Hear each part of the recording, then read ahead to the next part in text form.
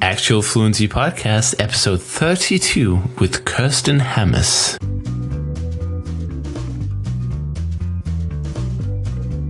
Welcome to the Actual Fluency Podcast, the podcast that gives you the tools and inspiration to learn languages faster and more efficiently. And now your host, Chris Broholm.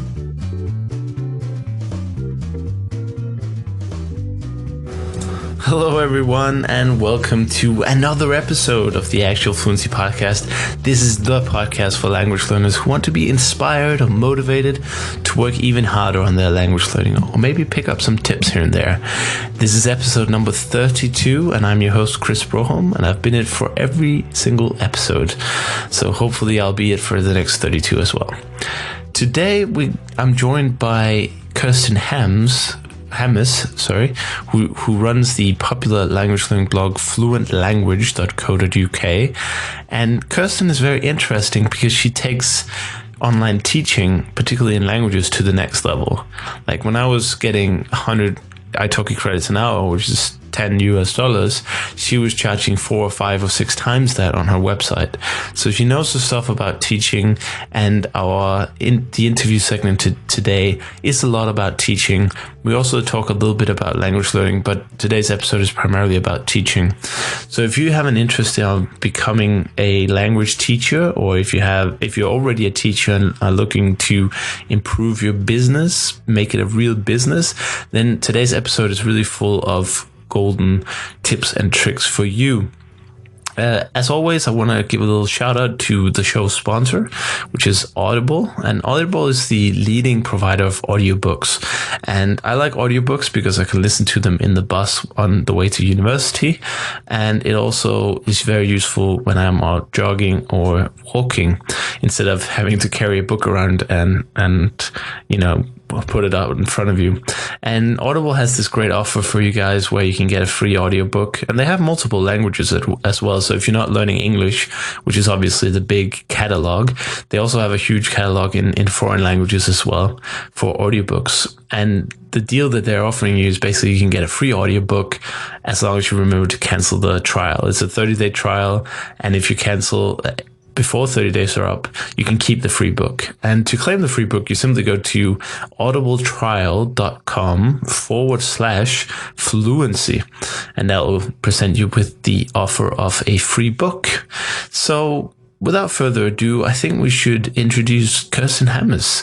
All right, guys, we're calling today's guest, and this isn't something I've done before, but today's guest is running the popular language blog fluentlanguage.co.uk and uses the skills and abilities she's acquired to teach people from all over the world in English and German. And let's see if Kerstin Hammes is on the line.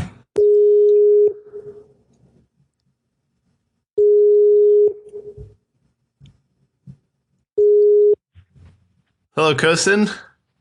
Hey, Chris, how you doing? I'm great. How are you doing? I'm fine this morning. I'm feeling productive now. Fantastic. Now that I've got a podcast to be on, that's fantastic. Yeah, it's good for motivation. Yeah. I was just going to play Spider-Man all morning, but now I've got you. It's brilliant. Yeah, hopefully we can get some good stuff out of you today, some good tips and tricks for people to improve their lives, so to speak. Let's give it a go. I just gave people a quick introduction before I called you, but maybe you just want to take a second to introduce yourself, particularly with respect to languages. How did you get into it and where you are now? Okay. Well, my name's Kerstin Hammes. I am originally from Germany and I lived there until I was 20, and then I moved to England. And I now have 2 websites on the internet. And the first one is fluentlanguage.co.uk. That's my blog, where I also run a little podcast called the Creative Language Learning Podcast and write sort of thoughtful, helpful articles on language learning.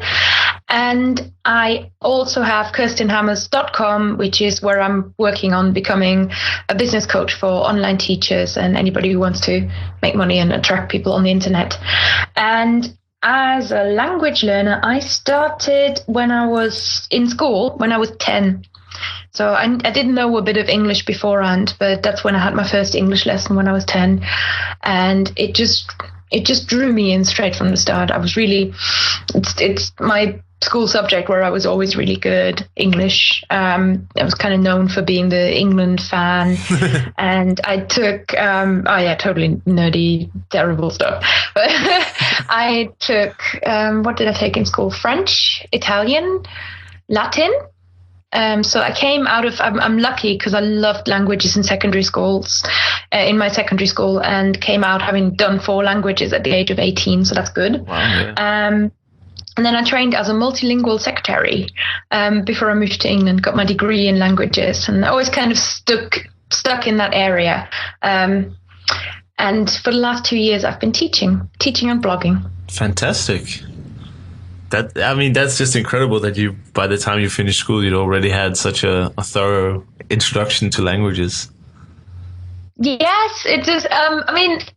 Like Italian wasn't compulsory. Two foreign languages were compulsory in my school. We could take English at age 10, which everybody had to do. And then because in the German school system, I was in a gymnasium, and that's the one school type that prepares you for university. So it's the academic school type.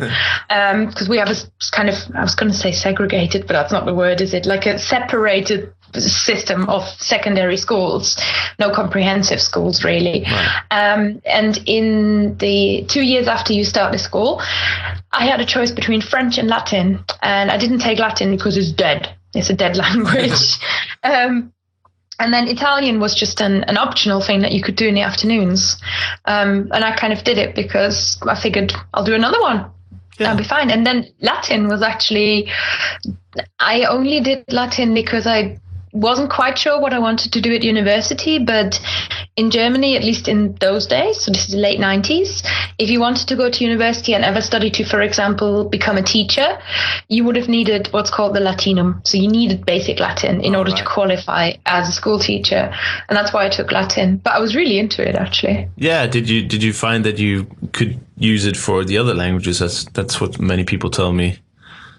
Yes, it's an extremely fantastic basis for any European language that you're going to learn, particularly Italian and Spanish, but French as well. And it just, when we started learning Latin, the first 2 weeks of my Latin lessons weren't any Latin, none. You didn't even learn like servus, nothing, because we just did German grammar. So it was this really thorough review of how your own language works before you go into another language. Of course, yeah. And that, for me, is a great way of going about it. Just understanding the basics of language, the basics of grammar. And Latin is very kind of regulated, grammar heavy. So's German. It just fit together really well. It just really worked. Yeah, it's still very popular in Germany, I believe. So maybe that's why, because the German language itself is much like the Latin. In a way, yes. I mean, our basic structure, the way that sentences are organized. So you have in French you have this thing called direct object and indirect object, but they don't really change very much. Whereas in German you've got these cases, right, which means suddenly you have to put different letters at the end of the word depending on what job the word is doing in a sentence. Yeah. So what I do with my German students a lot of the time is actually analyzing what job each word is trying to do in the sentence, so that then it becomes logical which ending you have to put on it. Right. Yeah, and that makes German very flexible. You can put the object at the beginning, or you put the subject at the beginning, and it's just the ending that defines it. Just like Latin, the endings you can make with 3 different words. You put them in different places, and you can get the same meaning. Yes, English has a very rigid word order. Yeah, Danish as well. Boring, but yeah, we have to do it in. We don't have endings or cases or anything, so we have to put it in the right order. Otherwise, it doesn't make sense. It makes for, both in Latin and in German, it makes for fantastic poetry. Mm-hmm. Because, poetry is playing with language, and putting things in different orders is part of this sort of playing. And I think German poems really take advantage of that. As do, Latin. The little Latin poetry that we did in Latin was really exciting. Because, it's based on rhythm as well. Right. So it really shows how language sort of transcends and starts becoming about the melody and the art and the beautiful things that you can do with it. And Latin was surprisingly rich in that sense for me. Yeah, it's very creative. because you have that freedom of positions. Yeah. But yeah, definitely. What specifically did you take from it for Spanish and Italian? Like you said, it was specifically helpful for those, or particularly helpful for those languages. Can you get into any specifics on that? It's really similar in terms of vocabulary divergence. So once you've done kind of Latin words, to be honest, once you're learning Latin, you realize that probably, I mean, I wouldn't like to put a number on it, but it feels like more than half of the words, sort of 50% of the words, are words that you already know because you know them from somewhere in English, you know them from somewhere in Spanish. And then I did Spanish after I did Latin and Italian, and Spanish to me just felt like the easiest language in the world because it was just because a lot of the vocabulary you could just take either an English word or a Latin French word and just sort of say "fait" at the end, and at least somebody would know what you mean. Right. So it just Latin has this big vocab divergence bit with Italian and Spanish, so which means that the words are really, really similar, and you just look at a word and you just know I've learned this before. So it's basically a vocabulary word you don't have to learn again because you already know it. Right. That's fantastic. It's kind of like Esperanto, where all the words are just from French or Russian, Italian, Spanish, all around and I suppose Latin roots as well.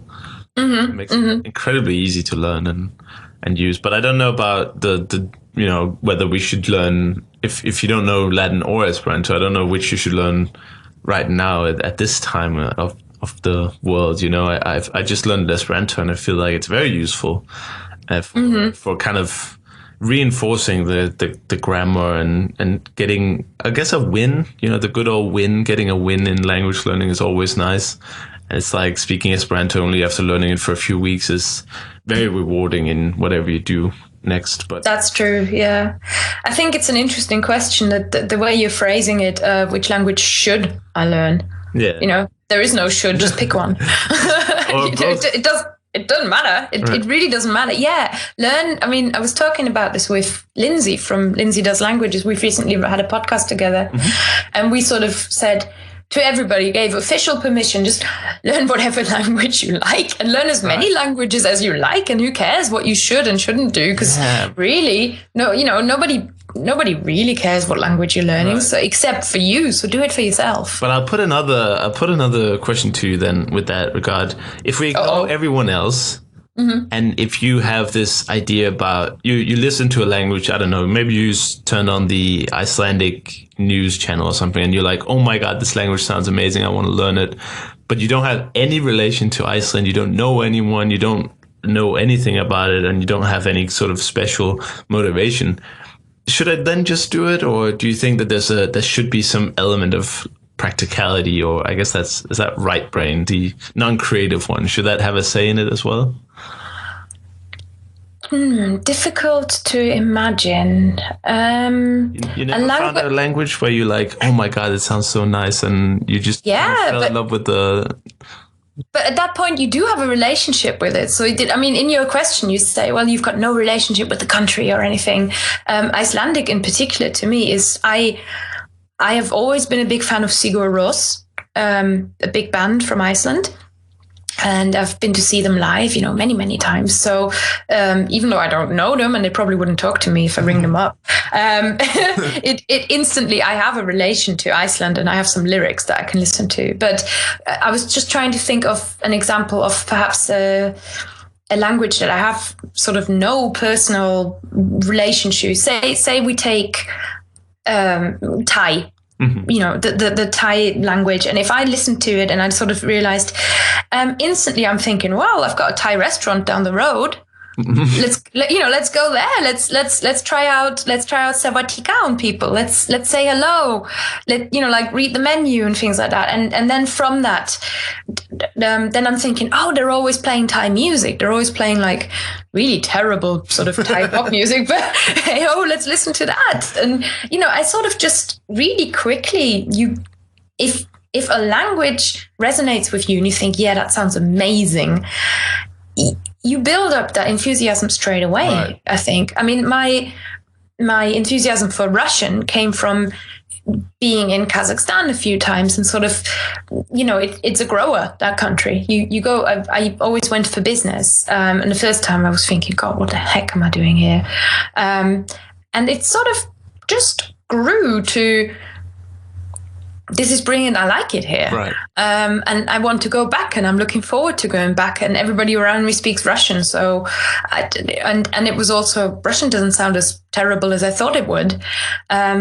Wales, I've recently been to on holiday. Suddenly Welsh, which was never on my radar, is on the list of languages I wish I could learn in the next 5 years. Right. It just, I don't know. If you feel that desire and that passion, I think you very quickly find a way of using it. Right. Yeah, I didn't expect, a kind of a definite answer to the dilemma, because it's very subjective, of course, as well. Mm-hmm. But it's just a very interesting topic because, in one camp, a lot of people are saying, yeah, just follow your passion and you'll have a lot more motivation for learning a language. But a lot of people are also very realistic and say, yeah, it's nice, but, learning a language is not something you just do.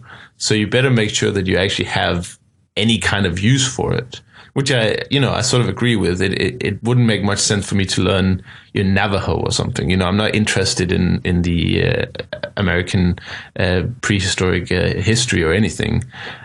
So that would be, even if I like the sound of it or maybe some grammar structure or something, that would be too impractical, so to speak, to learn. And I really enjoy this kind of dilemmas in language learning. Yes, I understand what you're saying. I've never even thought about it in that way. Like when I started learning Spanish, I didn't really ever think, oh, I'm going to move to Spain. Or I mean, now I don't really use my Spanish very much. I don't really follow the Spanish news. And even if I did, it wouldn't be that different because it's, to the European news. And I just learned it because I had to for my qualification. But, I mean, a lot of people, and this is a big thing that English speakers say, is like, if a language is on a curriculum, they don't really understand what the point is of learning it.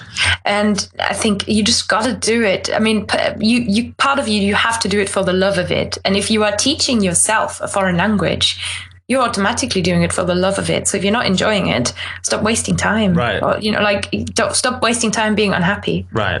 But I see what you mean with Spanish. You're not using it, but then again, Spanish, like the top 10 spoken language in the world or something. You could probably find and still I don't use it. Do you know what I mean? Yeah. Still I don't. Totally. Welsh, I could instantly just see myself. That's popping over and that's a 4-hour drive, and I can probably find somebody. Right. Yeah, it's very. It was very disappointing being in Wales. We were in a holiday camp, but it was very disappointing. Sort of saying "diolch yn fawr" to the barmaid, which means thank you, which I've probably said terribly, and I'm like so excited. I've just said something in Welsh, and she just goes, yeah, Steve over there is the only one of us who speaks Welsh.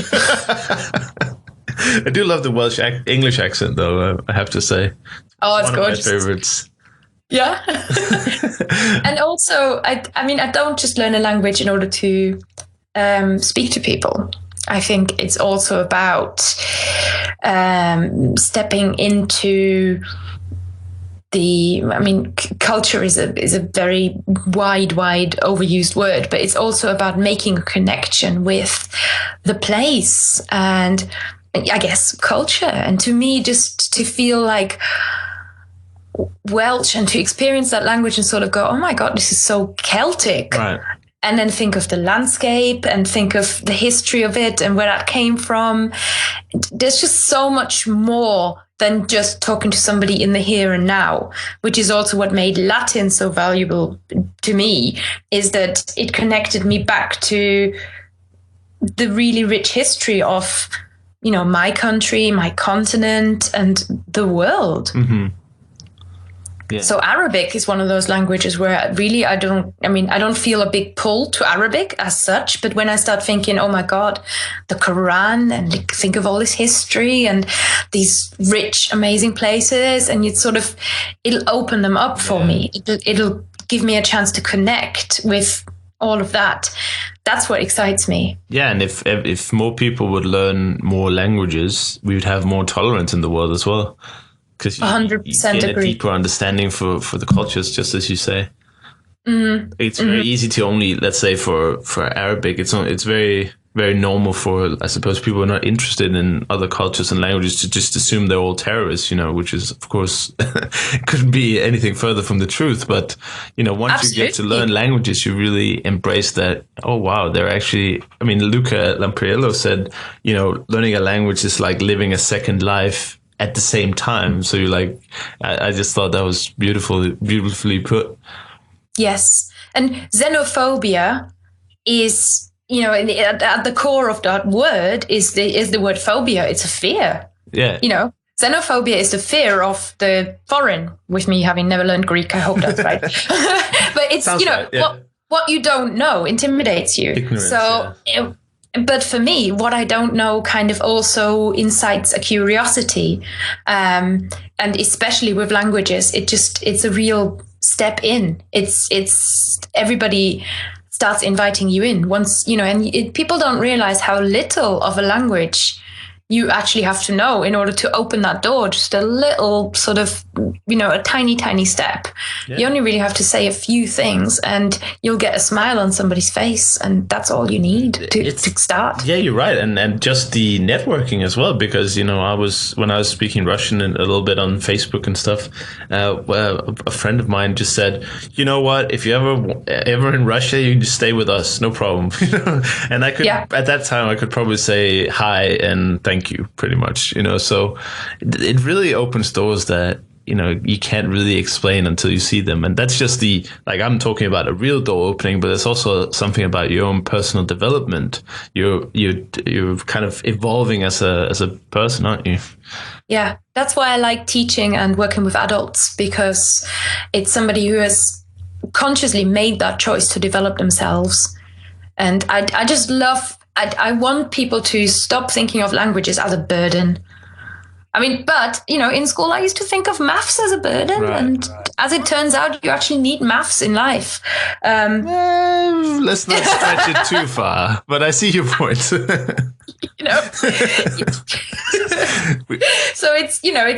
it might not be for everybody, but the more I think we can make people aware of the incredible, personal riches that you gain, even when you can't go around the world and speak to people, that it still gives you all this amazing personal development and more than you could ever buy with money. I think that's a great mission to have. Yeah.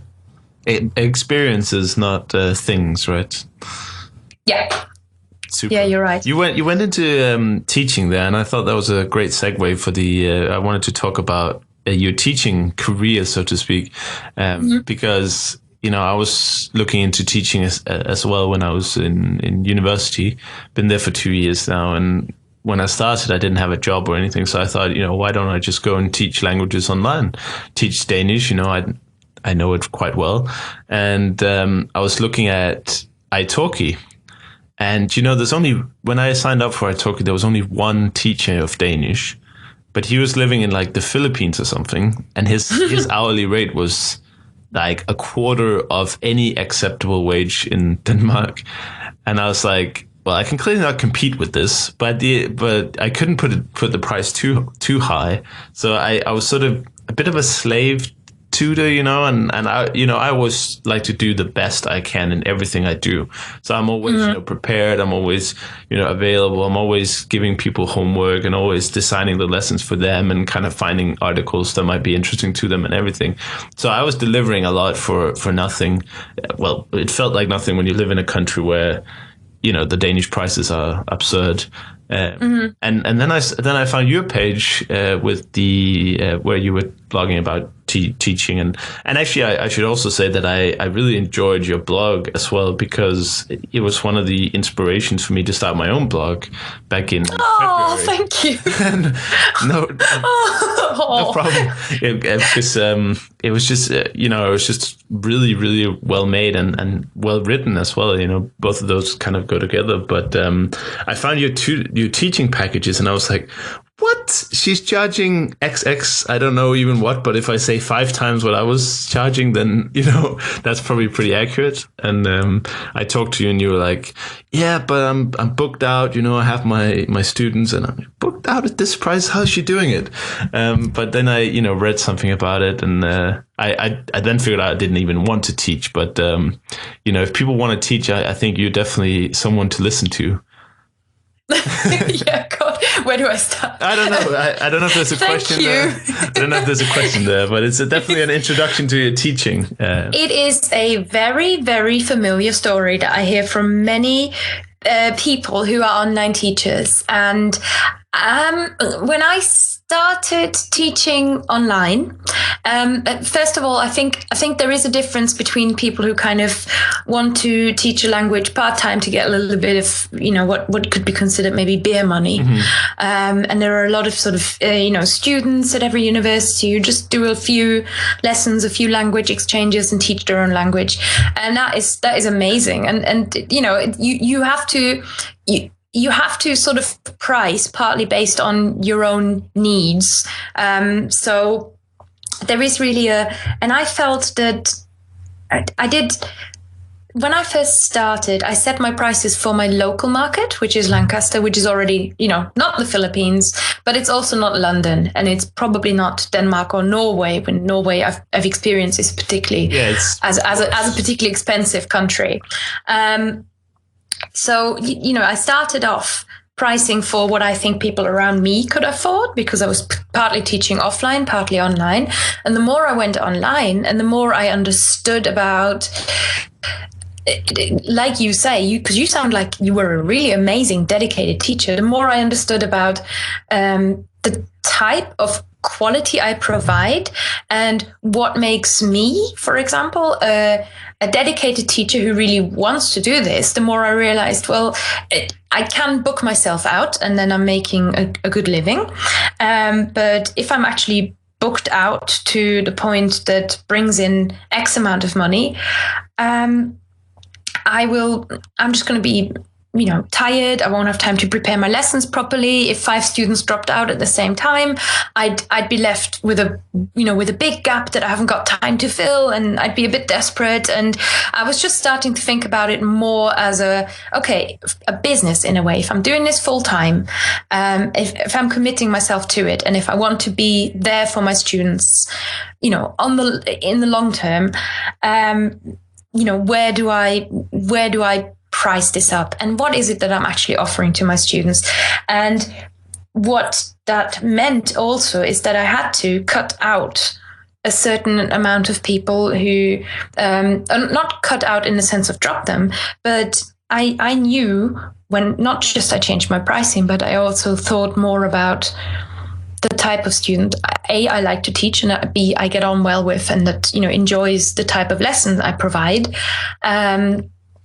And that type of student is usually an adult who, like I say, is learning for the personal challenge.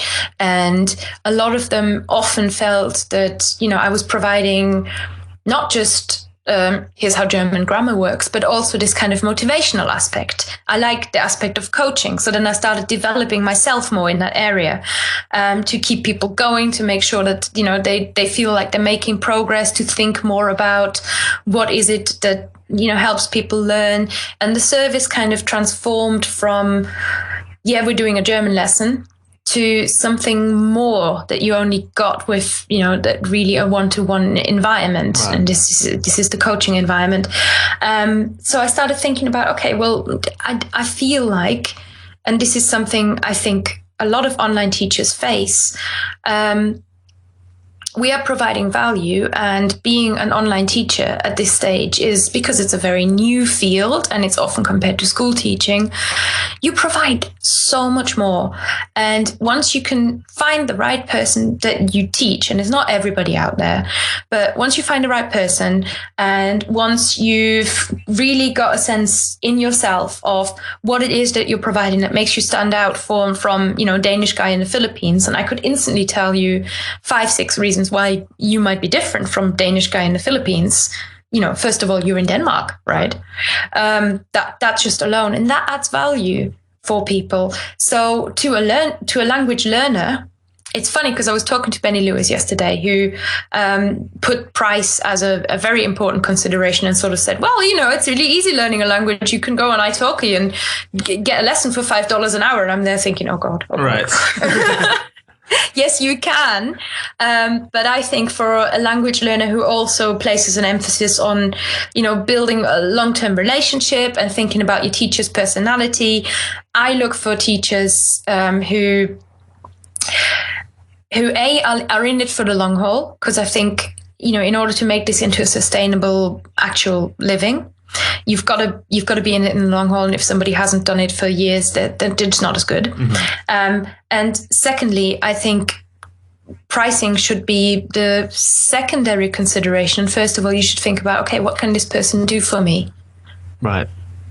So to a language learner, I would say, look around and, find somebody who, you can tell has dedicated themselves to teaching, to putting themselves into this and to, making sure who doesn't just have a TEFL and has taught, groups before. Doesn't mean they're bad, but just means they're not as committed to the whole adventure.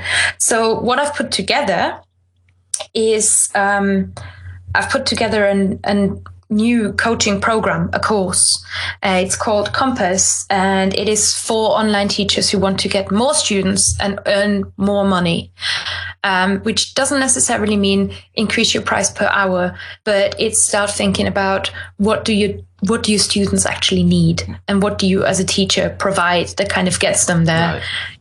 So, for example, a lot of online teachers can develop themselves and can develop really, really useful materials that help people pass an exam that they're aiming for. Others might want to focus on the specific area of finding a flat. If you're working with a lot of people who want to become expats, so rental agreements and contracts and the specific, not just vocabulary around that area, but all the things that you have to do that you need help with can be packaged together and put together. So it's thinking about, I try to help online teachers think about their own value, mm-hmm. what makes them a great teacher, and then think about how to build this up in a sustainable way that, once you're booked out, what do you do? How do you make this a job for life? Right. Because I think it would be a shame if the online teaching profession pretty much never really took off just because we feel that we're in a market dominated by price. Mm-hmm. Yeah, italki, sites like italki, as good as it is for language learners, it's really kind of making the teaching market all about how low can the price be. And if you pay very little for something, most of the time that's what you're going to get as well, isn't it? And it's not the only way. If you're a teacher, that's by far not the only way to find a student. But I've been on italki a bit, but... Give me some tips. I know you put this in the program, but if you were a teacher and you say, yes, I feel like my sort of my efforts of my work is worth more than, let's say, $10 an hour. That's probably a standard italki rate. Mm-hmm. But if you feel like I should get, let's say, $20 an hour. Okay. How would you get students when you're just starting out? Because you can't really, italki is the biggest platform, just as an example, but yes. People look at the price, so they'll see, oh yeah. So how do you do it starting out? I think a lot of it is to do with building a reputation for yourself. So sharing more information, for example, on your blog, have a blog, step one. Yeah. Have a platform for yourself. For example, build a blog. Think about a few of the factors that I think we should really think about is not just what makes you a good teacher. So there are external factors such as qualifications, and maybe you've won an award, and also your testimonials. But there are also internal factors of what makes you a great student, such as the value and commitment that you place on your work, your own personality, and your people skills. And people skills translate into great testimonials. Right. So think about what your personality is and what your perfect student is. So the thing about italki is a big, directory where everybody lists themselves, right? So it can be very, very generic, but where you, both as a teacher, where you shine and where you, as a student, you get the best value and you get the best possible teachers is when you start breaking it down into a slightly smaller area. So what I found, for example, is that a lot of parents would ask me to work with their kids. And I've tried it a few times, and I don't hate kids. I love kids, but I'm just not a very good teacher with, I align my mission in teaching and my desire, my joy of languages aligns so well with how adults learn. And that I feel I really understand and feel where they're coming from. Right. I just get it. And I want to help them so much. And this makes me, in that sense, by nature of things, a better teacher for an adult. I'm better with adults than I am with kids. Yeah. So that's one thing that I automatically aim myself at. And then I'm thinking, okay, what kind of questions do these people ask? How can I help them with more information? And where are they online? So this is a case of, and like I said, I mean, you're right, in the course, that's hopefully a lot of the useful stuff that we're going to work through. Sort of this idea of thinking about what do these people need exactly? Right. So then again, the kind of people I work with are usually not expats, so they don't have a lot of German around them, but they're just really fascinated either by language learning, and they love this personal challenge to themselves. So that gives me a very specific way of speaking about language learning and a very specific way of blogging and assessing the problems that people have, rather than just going, oh, you know, here are 5 best airlines for flying to Germany or something like that. It just makes it all a little bit more specific. And that means when somebody comes to you, or when somebody becomes aware of you, which, you know, again, is a little bit of that online marketing thing, but again, it's not as scary as it sounds, because it is just about starting conversations with people. Being the way I look at it is, you have to be visible, then you have to be seen, then you have to be liked, and then people have to get in touch, and then you might get booked. Right. And you had a very good, I wouldn't call it a trick, but you had a very nice little tip, was that you, instead of just having, you know, a buy lesson or buy package button, you had a get in touch or something, so you could have a little Skype call, maybe 15 minutes, to talk to the potential client about, you know, what do you need, and then providing exactly what the person wants to hear. So or maybe you figure out, okay, so this guy isn't for me, or, you know, finding that perfect relationship instead of just kind of accepting everyone, right? Exactly. And what it means for you is you get more dedicated students, because they know you're going to provide what they're into. And what it means for them is that they're going to have a teacher who's really focused on the same goal as they're focused on. So sit down with people, especially, again, I work with adults. They don't, you know, a lot of people have a goal in their mind. And if I know what that goal is, and if I know, you know, she's for the next 3 months really focused on, you know, improving her reading skills or improving her writing skills, then we don't need as many contact hours, perhaps. We just need to make sure that I set enough writing assignments and I put time aside for correcting her writing. And then, you know, in the lessons, I don't need to teach her something new. We just need to go over issues that have come up and then practice those again. So it helps me shape the lessons to become exactly what people want. Right. And it helps the learner get exactly what they want. So this is the idea of, you know, to think of a consultation not as, oh, here's a trial lesson, but as a teacher, but instead really think of it as almost an assessment, right, of where your student is. You have to be very focused, you have to make notes, and then, you know, when you get back in touch with them, make sure you write down what they told you, pretty much, so that, you know, to make sure you understood them right. Right. Because otherwise, and then the offer that you can make somebody is ever so much stronger. Yeah, of course, because it's perfectly tailored to their needs. Mm-hmm, mm-hmm. And then, the other thing about price is just something I just want to say on the side is, when you are trading just on price and you're undercutting, not only do you potentially devalue yourself and your service, which particularly when we're in a global market, it's very easily done. But secondly, you are signaling to your student that they don't need to dedicate themselves as much as maybe they have to. So it's also a case of, if I'm not saying just jack up the number to a crazy high, $1,000 an hour. I'd like that. But the point is, if the person that books you respects the amount of money that they're giving you, they respect the lesson. Mm-hmm. Yeah, that's a good top tip. Hopefully, yes. So that's kind of my mission with the Compass course. Fantastic. That I've got, which I am, by the way, recruiting beta testers for at the moment. Mm-hmm. Beta, whatever, alpha, just testers, please. Right. And I've got about 2 places left. So if anybody's really keen on this, and you're hearing this, when does this podcast go out? It's on the 17th. 17th of October.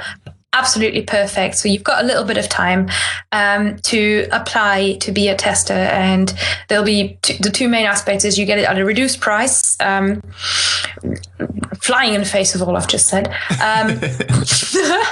But yeah, you can participate in the course at a reduced price, but I will expect you to give me more feedback than you've ever given anybody else. And secondly, I don't preset the pace of the course as much because I want to make sure the materials are right for the duration that we're aiming for. Right. Yeah, and that's fine. People can get in touch with me by, and I have to spell my name because it's funny spelling. You can email Kerstin, that's Kerstin, at fluentlanguage.co.uk. Great. And they get in touch with you and you can explain them how the application process works. Yes, that would be amazing. Fantastic. And I just want to throw in a last testimonial because we love that.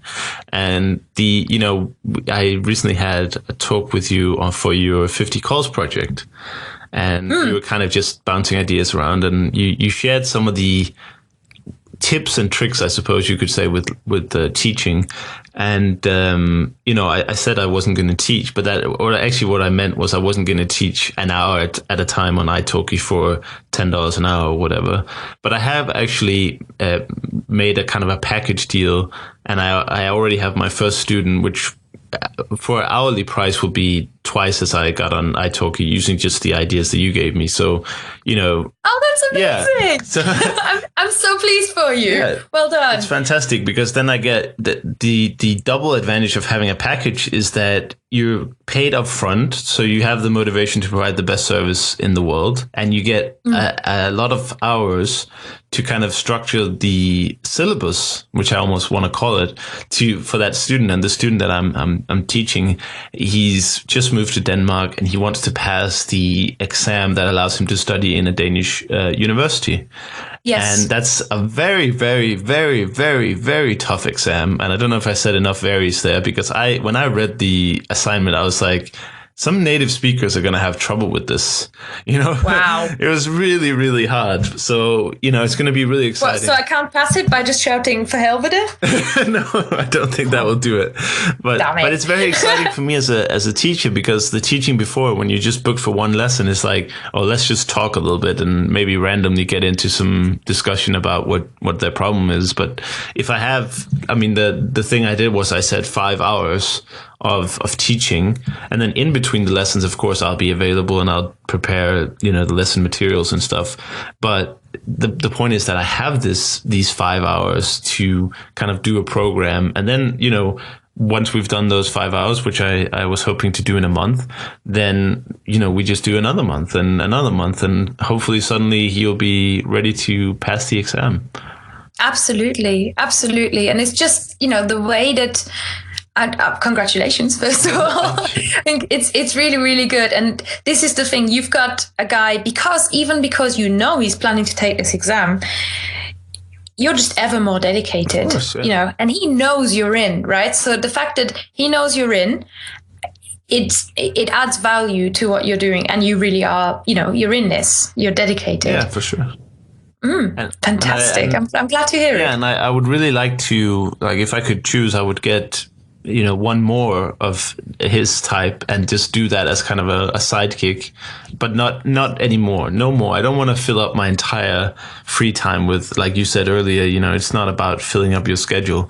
Because as much as I could probably become a full-time, if I took your Compass program, went through it and did all the homework, then I could probably have a teaching business. I guess that's kind of the end goal of the course. But for me, that's just not, I just don't see that. I like teaching, but in moderate amounts. If I teach, I've tried teaching many hours a day. That was for something completely unrelated, though. That wasn't language teaching. But I just felt burned out after 4 hours in a row, teaching in a day. It's too much. So quality over quantity for me, and then I'll work on some other projects instead. But I can imagine there are people out there who love teaching and who they might not know how to get started in teaching and how to make it to that business level where they can just move to whatever country they want and just teach for a living. But that's the aim of the course, right? Yeah, definitely. And when I was talking to people in developing the course, one of the big things that people brought up is a desire for independence. And that is partly why I'm doing this, because when I first started, I don't even have like a TEFL qualification or anything like that. I consciously didn't do any of that because I wanted to do things my way. I wanted to be completely in charge of every aspect of what I do, which is why I never taught with a school, which is why I built up my business as it was. And that's also how I blog. I say what I think and I point out what's important to me. And what this has resulted in is in me attracting students who are just, it makes me really happy to teach. They're just awesome. I love it. So, and that's great because they're happy, I'm happy, and this is a way that we can move forward.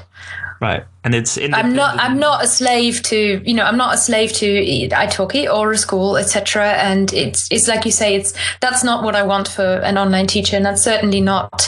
If you take Compass, it's because you want to build an independent business and you're kind of planning for your future. And independence, including location independence, comes into it. Which is awesome. Imagine living in a nice warm country, sitting by the pool and planning lessons for people halfway around the world. Yeah. And I've taught from on the road. It's allowed me to, like earlier this year, I traveled the US for 3 weeks and I taught from California and then I taught from Indiana. And for my students, it was, it was the same quality of lesson. And that's what you want. Right, exactly. Because it's just Skype or whatever program you use. And as long as you have a stable internet connection, you can provide the same value as if you were home in your office. Exactly. Fantastic. Well, I'm really excited about the program. And I told you I wasn't going to take part of it, partly because of time constraints, but also because I really don't want to be a teacher. I'd like to teach people. That's one thing, but there's a big difference in motivation as well, from teaching a few people to suddenly making it your main source of income, making it your life. But there are many people like you, and I found also there are also the people who have reached capacity and are beginning to wonder how they can make projects happen. Like similar to things that I have done is I have got a video course in French grammar when I stopped teaching French 1-to-1 and still wanted to provide value in French. I have an online course that people can take that is self-paced. It's a French grammar course, and I've written books, etc. So people who are interested in building up this, what sometimes is called passive income, or just it allows you to help more people without restricting your time, without trading time for money as much. And that is something that I also work with people with, that my coaching sessions focus on. Well, fantastic. Well, I'm looking forward to, I'm hoping you will update us on the blog on how it goes with the first round. And then when the program is ready for public launch, we'll be notified. Yeah. Oh, thank you. I'm glad off. How do you say this? God, see two foreigners trying to speak English. Terrible. I'm grateful for your support, Chris. Thank you. Well, no problem. I love supporting initiatives that help people learn languages more. I mean, because that's what you're doing, right? You're teaching teachers, but those teachers will help people learn languages better. Yes, not just languages. Well, I've got some screenwriting teachers, and I've got a lady who wants to teach cookery. Wow. So it's about, because it's a course about, like I said, getting more students and making more money, hopefully. It's about necessarily. You're right. I was totally one directional there. That's fine. You could teach anything. Fitness. You can teach anything. Yeah. Wow. Yeah. That's awesome. Well, anyway, you're always welcome to come on the show and share your story and your love for languages. I mean, we didn't quite get to talk about, a lot of the aspects about traditional language learning, but instead we talked a lot about teaching, which I think is also very important. So if you want to come back sometime in the future, we can talk about, motivation and learning a language and get into the nitty-gritty of that. Yes, definitely. Motivation is, particularly from my background working with adult learners, it's one that I'm passionate about. So anytime. We could talk for hours, so we better round it off now. We stop now. so Kerstin, thank you so much, and all the best in the future, and I'll see you around. Yeah, you're welcome, Chris. It's always great to talk to you. Thank you for listening to the Actual Fluency Podcast. For more information, be sure to check out actualfluency.com. Until next time, enjoy learning and have a great day.